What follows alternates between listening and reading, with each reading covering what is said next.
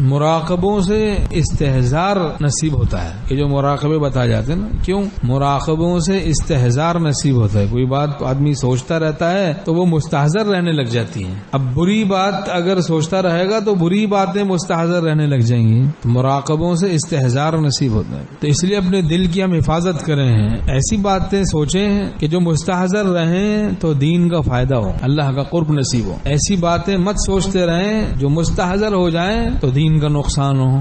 کبھی گنجائش کے نام پہ آدمی ناجائز میں مبتلا ہو جاتا ہے، ایسا بھی ہوتا ہے. تلک حدود اللہ فلا تقربوها، یہ اللہ کی حدود ہیں، اس کے قریب بھی مت جاؤ. تلک حدود اللہ فلا تعتدوها، اللہ تعالیٰ فرماتے ہیں اللہ کی حدود ہے، اسے تجاوز نہ کرو. تو جو قریب جاتا ہے اسباب گناہ کے پھر وہ مبتلا ہو جاتا ہے، دور رہتا ہے بچا رہتا ہے. گناہوں کے اسباب سے دور ہوگے تو منزل میں ہر وقت آسانیاں ہیں. تیرے ہاتھ سے زیر تعمیر ہوں میں، مبارک مجھے میری ویرانیاں ہیں. جو پرہیز کرتے نہیں معصیت سے انہیں راہ میں سخت دشواریاں ہیں. زباں سے تو اے دوست شہبازیاں ہیں، بباطن مگر آہ خفاشیاں ہیں. خفاش کہتے ہیں چمگادڑ کو.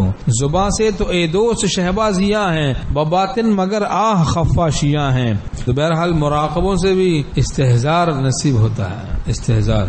تو اس لیے ایسی باتیں ہم ہر وقت ایسی باتوں کی سوچ بچار نہ ہوں جس سے جب وہ باتیں مستحضر رہنے لگیں تو دین سے اللہ سے دوری ہونے لگے. ایسا نہ ہو. ایسی باتوں کو ہم سوچ میں رکھیں جو مستقل بھی دھیان میں رہنے لگے تو اللہ سے قرب ہی نصیب ہو. ہمارے شیخ رحمۃ اللہ علیہ فرماتے تھے یہ دھیان رکھو کہ میں کسی کا ہوں، میں کسی کا ہوں.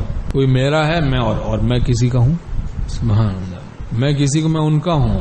اور حضرت تھانوی رحمۃ اللہ ایک مراقبہ تعلیم فرماتے ہیں کہ یہ سوچو کہ ان کو مجھ سے بہت محبت ہے، اللہ کو مجھ سے بہت محبت ہے. کتنا پیارا مراقبہ ہے. اور فرمایا یہ سوچو کہ میں ہر ساعت ان کا محتاج ہوں. اسلام میں یہ خیال مراقبہ نہایت مفید ہے. اب دیکھو تو نہ جانے کیسے کیسے بیچاروں اللہ کے بندوں کو مراقبے کرائے جاتے ہیں. روشنیوں کے مراقبے، طرح طرح کے مراقبے.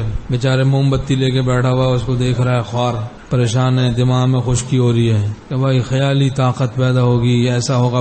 بس شراب خیالی باغ دکھائے جا رہے ہیں، خیالی چیزیں. اے نئی روشنی تیرا منہ ہو کالا، دلوں میں اندھیرا ہے باہر اجالا. اے نئی روشنی تیرا منہ ہو کالا، دلوں میں اندھیرا ہے باہر اجالا.